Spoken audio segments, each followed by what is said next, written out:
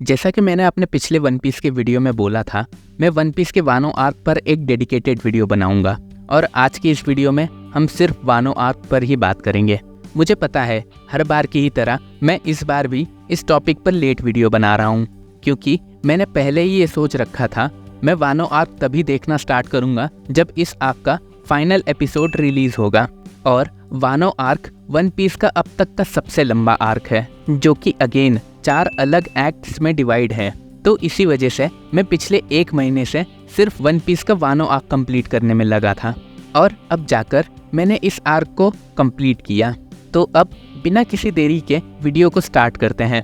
One piece का वानो arc सबसे important arc है, क्योंकि इस आर्क ने वानो आइलैंड के साथ साथ वन पीस के पूरे वर्ल्ड के कई इंपॉर्टेंट क्वेश्चंस के आंसर दिए हैं और कुछ मेजर इवेंट्स को हाईलाइट किया है, जो कि आगे फ्यूचर में बहुत इंपॉर्टेंट होने वाले हैं। वन पीस के वानो आर्क में बहुत सारी अच्छी चीज़ें हैं, पर एक चीज़ जो मुझे बिल्कुल भी पसंद नहीं आई वो है इस आर्क की एपिसोड लेंथ। कहने को तो हर एक एपिसोड 23 मिनट्स का है, पर इसके पहले 5 से 6 मिनट सिर्फ ओपनिंग एंड रिकैप दिखाने में निकल जाते हैं। फिर उसके बाद के 5 से 6 मिनट कैरेक्टर्स की फ्लैशबैक स्टोरी में निकाल देते हैं, जिसके बाद मुश्किल से ही 10 से 12 मिनट का टाइम बचता है। और उसमें भी किसी एपिसोड में सिर्फ कैरेक्टर्स के रिएक्शन दिखाने में 2 से 3 मिनट और निकाल देते हैं। और यही सेम चीज़ पूरे वानो आर्क स्टार्टिंग से लेके एंडिंग एपिसोड तक चलता है। मैं सोच नहीं सकता जो लोग वन पीस को वीकली फॉलो करते हैं उन पे क्या बीत रही होगी। एक पूरा हफ्ता इंतज़ार करने के बाद उन्हें जो एपिसोड देखने मिलता होगा वो सिर्फ 8 से 10 मिनट का था। सच में यार, फीलिंग सैड फॉर यू। बस यही एक पॉइंट था जो मुझे अच्छा नहीं लगा। इसके अलावा इस वानो आर्क का हर एक चीज़ एकदम टॉप लेवल का था। चाहे आप इसकी स्टोरी ले लो, चाहे इसका एनिमेशन एंड इवन इसका बैकग्राउंड म्यूजिक भी बेस्ट था। और इन्हीं सब रीजंस की वजह से ये वानो आर्क मेरी वन पीस की बेस्ट आर्क्स की लिस्ट में पक्का जाने वाला है। वानो आर्क एपिसोड नंबर 891 से स्टार्ट होता है और स्टार्ट होते ही हम एनिमेशन को चेंज होते हुए देखते हैं। समंदर का पानी लाइट ब्लू से डार्क ब्लू कलर में चेंज हो जाता है एंड वेव्स किसी पेंटिंग की तरह लगने लगते हैं, जो कि देखने में बहुत ही कूल लगता है। एनिमेशन के चेंज के बाद जो चीज़ मुझे सबसे ज़्यादा अच्छी लगी वो था इसका म्यूज़िक। इस स्टोरी आर्क का म्यूज़िक वानो आइलैंड के कल्चर एंड ट्रेडिशन को हमें फील कराता है। और अगर कल्चर एंड ट्रेडिशन की बात कर ही रहे हैं तो ये साफ पता चलता है कि ये वानो आर्क नेटिव जापान से इंस्पायर्ड है। और इस बात के हमें बहुत सारे डायरेक्ट रेफरेंस देखने मिल जाते हैं, जैसे कि वानो आइलैंड को लैंड ऑफ सैमुराई बोला गया है, जो कि इन रियल वर्ल्ड ये टाइटल जापान को मिला हुआ है। एंड वानो आइलैंड का माउंट फुजियामा पर लोकेट होना, जो कि डायरेक्ट रेफरेंस है रियल वर्ल्ड के जापान के माउंट फूजी का। एंड ये माउंट फूजी जापान का सबसे बड़ा एंड सबसे पवित्र माना जाने वाला माउंटेन है। एंड इसी के जैसे ही बहुत सारे जापानीज रेफरेंस आपको इस पूरी स्टोरी आर्क में देखने मिल जाएंगे। अब क्योंकि वन पीस ओरिजिनली जापान को ही बिलोंग करता है, तो वहाँ के कल्चर एंड ट्रेडिशन को इस सीरीज़ में अच्छे से दिखाना ही था और ऐसा करने में वो सक्सेसफुल भी हुए हैं। तो अब आगे बढ़ते हैं एंड इसके स्टोरी के बारे में बात करते हैं। वानो आर्क के स्टार्ट होते ही इसके फर्स्ट एक्ट में हमें लूफी एंड काइडो की फाइट देखने मिल जाती है, जहां लूफी बहुत ही बुरी तरह हारता है और लूफी एंड काइडो के बीच का पावर डिफरेंस हमें साफ पता चलता है। इसके बाद वानो का सेकंड एक्ट हमें बहुत सारे न्यू कैरेक्टर्स से इंट्रोड्यूस कराता है एंड इम्पॉर्टेंट कैरेक्टर्स की बैक स्टोरी एंड वानो की हिस्ट्री के बारे में बताता है। और यही सेकंड एक्ट वानो आर्क का मोस्ट इम्पॉर्टेंट पार्ट है, जो कि वन पीस की स्टोरी बिल्डिंग एंड वर्ल्ड को बहुत ऊपर ले जाता है। इस एक्ट में हमें 2 मेजर चीज़ें देखने मिलती हैं, जिनमें से फर्स्ट है रिवेरिया समिट का कंक्लूजन, जो पूरे वन पीस की दुनिया को चेंज करने वाला है। एंड सेकंड, जहां फर्स्ट टाइम हमें गॉड वैली इंसिडेंट के बारे में पता चलता है, और ये भी कि एक ऐसा भी पायरेट था जो गोल्ड रॉजर्स के अगेंस्ट खड़ा हुआ था और जिसका नाम था रॉक्स डी जेबेक। सच में यार, ये मेरे लिए इस आर्क से one of the best revolution था, जिसने मेरा दिमाग घुमा दिया। और इसके बाद मैं अब और भी ज़्यादा हाइप्ड अप हूँ डी नाम वाले लोगों की मिस्ट्री जानने के लिए। इसका second act Luffy and team की फाइनल बैटल प्रिपरेशन के साथ खत्म होता है और थर्ड एक्ट की शुरुआत होती है। एंड अगेन ये एक्ट भी मुझे बहुत ज़्यादा पसंद आया।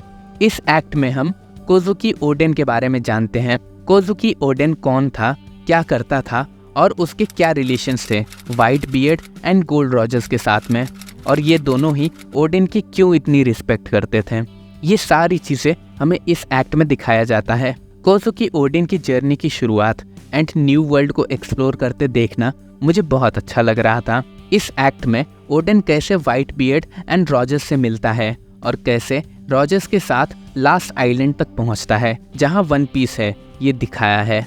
और ये भी कि लास्ट आइलैंड को लाफ टेल का नाम खुद रॉजर ने दिया था, और लाफ टेल ही वो जगह है जहां हमें इस सीरीज के सभी सवालों के जवाब मिलेंगे, जैसे कि वॉइड हिस्ट्री में क्या हुआ था, क्यों वर्ल्ड गवर्नमेंट लास्ट आइलैंड यानी कि लाफ टेल को दुनिया के सामने नहीं आने देना चाहती है, वर्ल्ड के सबसे बड़े वेपन क्या हैं, डी नाम वाले लोगों की मिस्ट्री क्या है, एंड फाइनली जॉय बॉय कौन था और उसका इन सब से क्या रिलेशन है।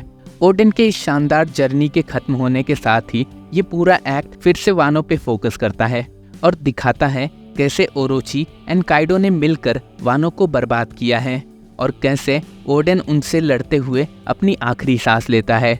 ओडेन एंड वानो की इस बैक स्टोरी के खत्म होते ही स्टोरी फिर से प्रेजेंट टाइम में आती है, जहां से एक्ट 4 स्टार्ट होता है और इस 4th एक्ट में हम कंटिन्यूस एक्शन देखते हैं एंड एंड तक एक्शन ही चलता है।